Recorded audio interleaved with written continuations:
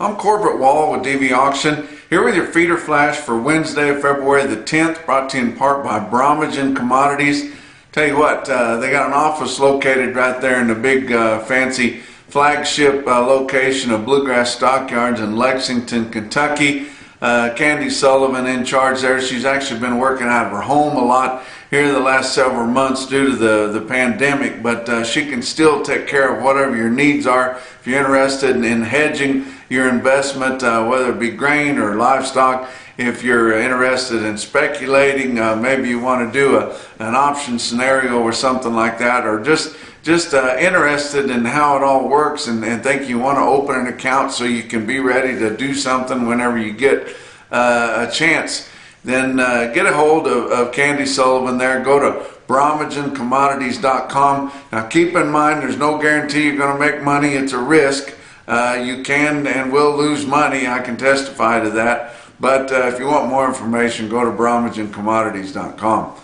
Live cattle deliveries, that is a reality, and we're seeing it right now. But the second day that you could tender for delivery in this spot month on February, it was February the 9th, the second day, had 66 contracts tendered for delivery.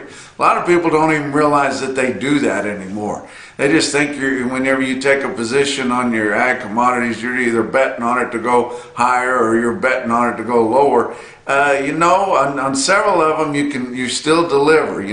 With grains, live cattle, you still deliver. Now a lot of them have gone to cash settlement, like your feeder cattle have, but still with live cattle contracts, if you go long, if you buy a long live cattle contract, and you're the longest long and you're in the contract month, and they're going to come down on you. And so there's always an equal and opposite reaction. See, if you've got a long contract, somebody else has got a short or a sell contract on the other side, and if you guys are the longest ones, they're going to bring them to you. And they're not going to bring them right to your house. They'll either bring them live or they can bring them for slaughter delivery at a plant there. But they'll come to an approved stockyard. If you want them live, they'll come to an approved stockyard. Those stockyards have to be approved. They've had quite a bit of talk about adding several more stockyards, but they got to be within so many miles of so much slaughter capacity, different things like that. They have to be able to handle it. They have to be an approved yard. But they had a lot of them show up for this early in the contract month. And so what does that mean? Well, they do that to straighten things out. So there has to be convergence at the end of these futures contracts, or they're useless. So whenever we get to the expiration, whenever that contract matures, when February live cattle end being traded, they need to be the same as what cash is. Just like your feeder cattle. Now it comes together with your CME cash feeder cattle index, but they have to be the same. Doesn't work if they're not the same. Well, when you get in here the second week of February, and we've got live cattle futures ending the day at almost 117.50, and your latest market is 114. That's not convergence, guys. And even though it's fairly early in this spot month, and it's late enough to tender for delivery, and guys have done that. So, like I said, 66 contracts. There was 20 of them. There were most of them in the Southern Plains. 20 of them for Delhart, Texas. 20 of them for Tulia, Texas. 20 of them from a buddy up there in Texhoma, Oklahoma. So that's where most of them are going to come. 6 of them up in Burwell, Nebraska, which they don't get a whole lot of deliveries there at Burwell, but they can sure handle them there. But anyway, it's going to be interesting to see what that happens. Now, what's supposed to happen is convergence. Now, does that mean that your packers are going to give more for cattle? No. Your packers don't play the futures. They don't have to, because they've got plenty of these corporate partners of theirs that are more than happy to get into a formula contract with them and promise them all the cattle that they need. Now, in a perfect world, and whenever they started this contract many years ago, they figured that your people that were feeding cattle would get in short the contract to offset their risk, which they do, and then they figured that packers would come in and buy the contract for the future because they know they're going to be buying cattle in the future, and those two things would offset. But no, they didn't realize what kind of hardball the packers play. Your packers are not going to buy a contract at any point because it supports the market. Anytime you buy it, the market's going to go up. So they're not going to go out there, even though they could offset their risk with it. They could use it in the delivery process. They could just have people bring cattle to them. But it just doesn't work that way because your packers don't have to do it. They don't have a whole lot of risk on the cattle that they need. Their needs being filled because they've got all these sweetheart deals with all these corporate feeders. They're going to bring them pretty much all the cattle that they need, 80% or better, and then they can go out and manipulate the cash market, which the lion's share of your feedlots abuse. The few smaller guys, the independent cattle feeders that are still selling cash to establish their market for them, their base price, and then they can just go off of that. So it really doesn't work. So it's really just a dice game whenever you start seeing these deliveries anymore. But there's 66 contracts tendered for delivery. It's cold and miserable, even in the Texas Panhandle and in the Oklahoma Panhandle. So it's going to be miserable doing that. When I was with USDA, I did a ton of deliveries because you have to have a third-party unbiased person come in there, and I delivered as many delivery cattle as anybody did, and still have probably to date. But there's been a lot of them delivered. I did a bunch of them in almost all your delivery spots. But it's kind of an interesting process. You'll have USDA personnel come in and grade those cattle, and then the guy that delivers them will get paid on how those cattle grade, and the guy that's taking the cattle will pay on what the USDA grader sets them in at. But it works, but actually it would work better for sure if your packers were playing in the market and they were offsetting their risk with a long hedge. And then they could take those cattle at their plant. They could deliver those cattle at the plant. Then the grader, standing on the line, they wouldn't use the camera necessarily. They would have a USDA grader get up out of the office and out of the office chair and come in there and tabulate that information. That's how they get paid, and it would work a lot better. But the only time you see deliveries now is when you're going into an up market, because somebody's going to take delivery of those cattle. Somebody wants to deliver them because they're only getting offered 113, 114 at the best, and your futures price is almost 117.50. And somebody wants those cattle. Somebody's going to pay that for those cattle because they think they can take them back to feed and get them going again, and the market's going to come to them. Now that's a big risk, and a lot of times it doesn't happen. A lot of times your guys that are on the long side, they get dumped on, and they're like, oh, I really don't want those cattle. Now they can pay a penalty, and then the short side gets that penalty money, and those can be those can go away, or they can be retendered. You can take them and then retender them. There's a lot of things that can happen there, but I assume some of those will come. That's a lot of them to do that with.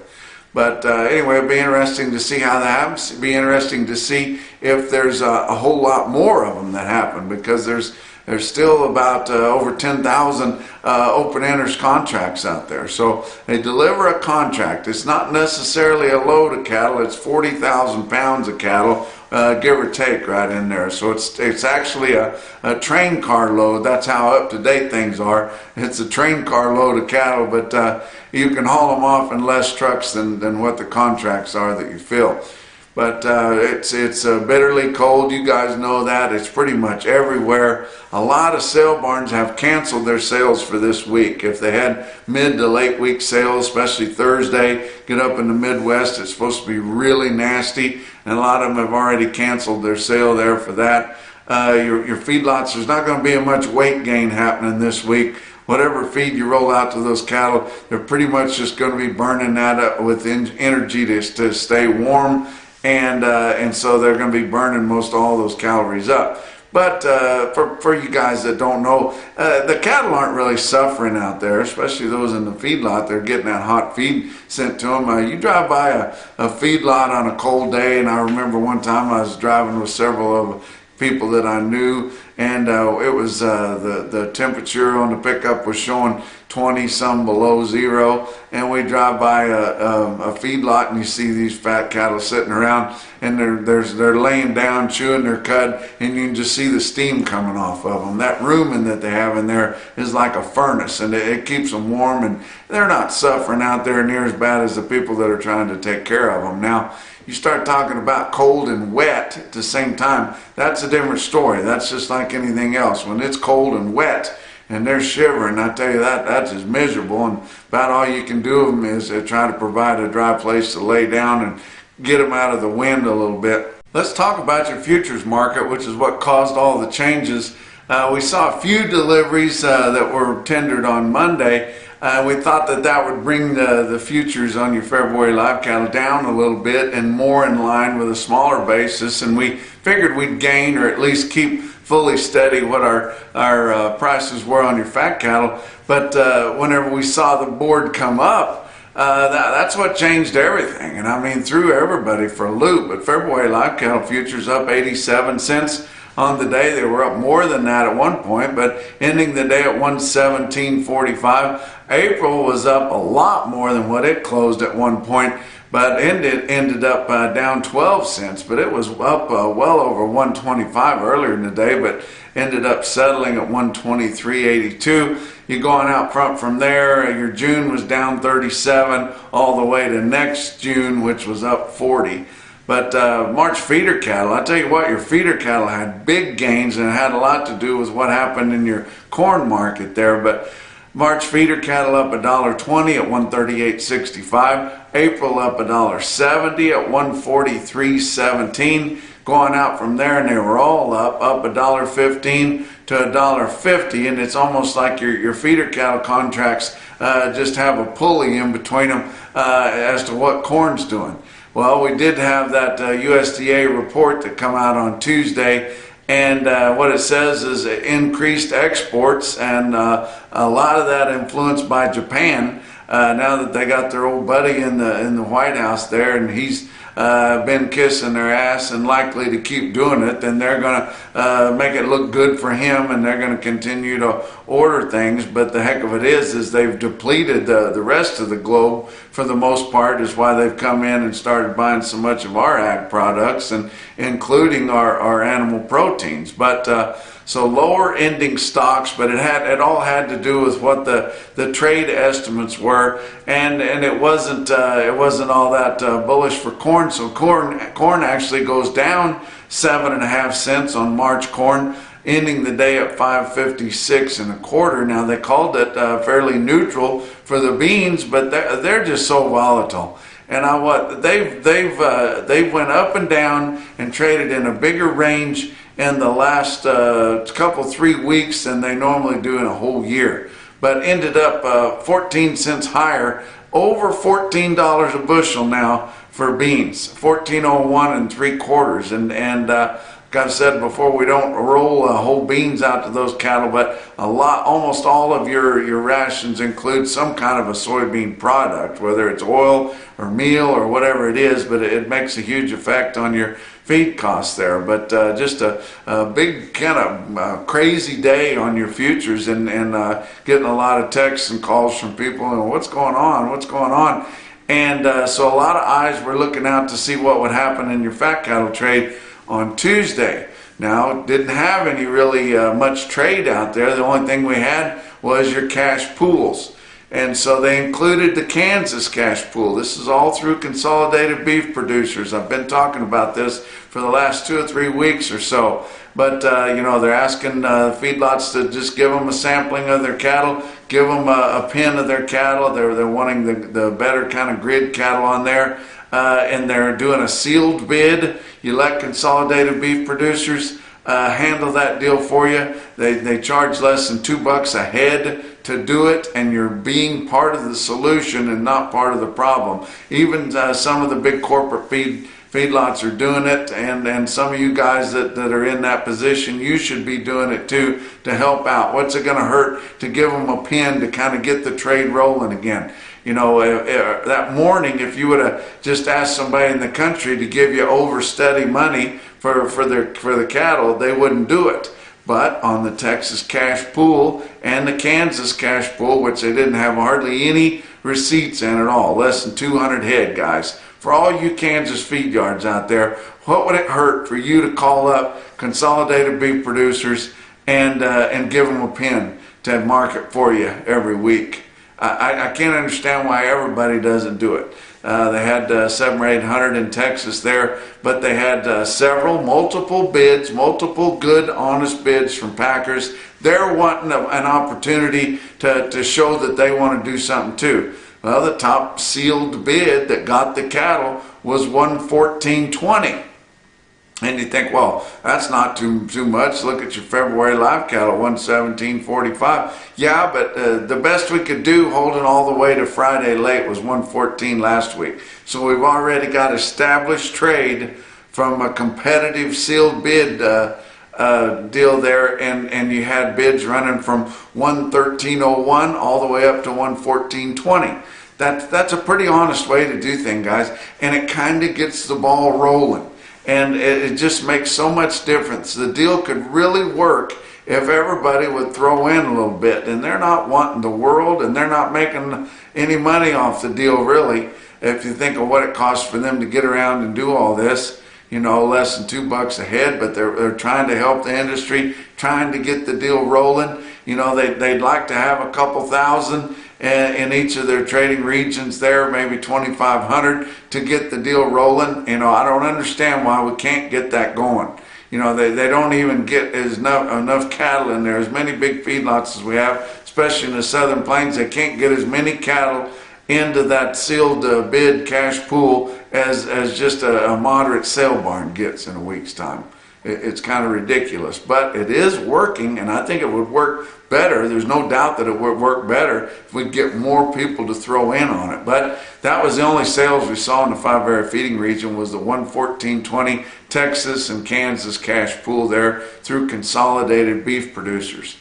Box beef cutout values kind of undid what they did on Monday. The choice was down pretty good and select about steady, but Tuesday afternoon, choice cuts $234.29 down $191. Selects up just 12 cents at $220.73. Slaughter is falling a little bit behind here, 229,000, down 6,000 from last week and down 13,000 just through 2 days compared to the same week a year ago. Let's talk about your feeder cattle market, your real-time index on DV auction. Late in the day on Tuesday, sitting at 135.76, up 38 cents. So your board did help your feeder cattle auctions there. But tell you what, limited receipts in a lot of places. The guys in the Northern Plains, they've got thicker blood than we do down here in the Southern Plains, and they're used to it and they can handle it, and they had some pretty good runs. But you get outside those tough guys in the Dakotas there, and you just didn't see very many receipts around because it's just so miserably cold out there, and the guys don't really have to fight it. We're not like we're behind on selling our feeder cattle, and we don't have any holidays or anything, so just wait and do it next week when it's nicer. But Ozarks Regional Stockyard, West Plains, Missouri only had 1,850 head. That'd be nothing for them. They did have another 1,350 on their in-house video auction that they have through DV auction there, pretty regular there at Ozarks Regional and West Plains. But they called the market there steady to $2 higher in a light test. How about some big sales? Kimball Livestock Exchange, Kimball, South Dakota, big sale. I tell you what, the cold don't bother them. 4,200 head there, pretty good sale. That's just on feeders. You look at this automated market report, this is the only place you're going to see that unless it's something that's paid for by Kimball, because I guess a big sale like that still doesn't warrant coverage by your federal state market service, but we've got it here on the feeder flash. Look at some of your best represented sales. The steers, 470 head. 6-weight steers average 666 at 154.88. That'll be about steady with the good sale they had last week. 1,146 head of the 7-weight steers averaged 763 at 143.57. That's about $2.50 higher on the weighted average price on all those 7-weight steers compared to all of them they had the last sale. And 443 head of the 8-weight steers averaged 819 at 139.58. That was over $5 higher on the weighted average price. So really good sale there at Kimball Livestock Exchange. Philip, South Dakota, Philip the Giant, although they haven't necessarily earned that moniker of late, but they still have big sales up there. 4,000 head there at Philip this week. Market was kind of unevenly steady. You will go down 100 pounds on these representative sales on your Cattle Market Central market report there. How about 417 head of the 5-weight steer calves out of Philip, average 542 at 171.78. That'd be a hell of an individual quote, guys, let alone on all the 5-weight steers they had. 670 head of the 6-weight steer calves, average 650 on the button at 154.05. Didn't really have a market last week to compare it with. Didn't have a special feeder sale last week. 472 head of the 7-weight steers, average 757 at 143.20. Give you some individual quotes from all around the circuit. How about Fredonia, Kansas? Fredonia Livestock Auction there. Mike Lehman from Yates Center brought in a big string of cattle. He sold 150 head of 973-pound steers. That's pretty good sized steers there at 130.35. Fredonia Livestock Auction there, Fredonia, Kansas. How about over in Oklahoma Panhandle, Beaver County Stockyards, Beaver, Oklahoma, 54 head, 905, just breaking the 900-pounder, 905-pounders at 135.75. That's a pretty good quote. Let's go over into Missouri. It's one of my old stomping grounds there in west central Missouri. Kingsville Livestock Auction in the little burg of Kingsville, Missouri. How about some feeder heifers? 121 head, 607-pound fancy black feeding heifers, 146.75. That wasn't steers, guys, that was heifers. But it's the best quote that I saw anywhere on Tuesday, and your Zach Tran top quote for the day come out of Kimball Livestock Exchange. 146 head, 714-pound steers bring 152. And that's your feeder flash for Wednesday.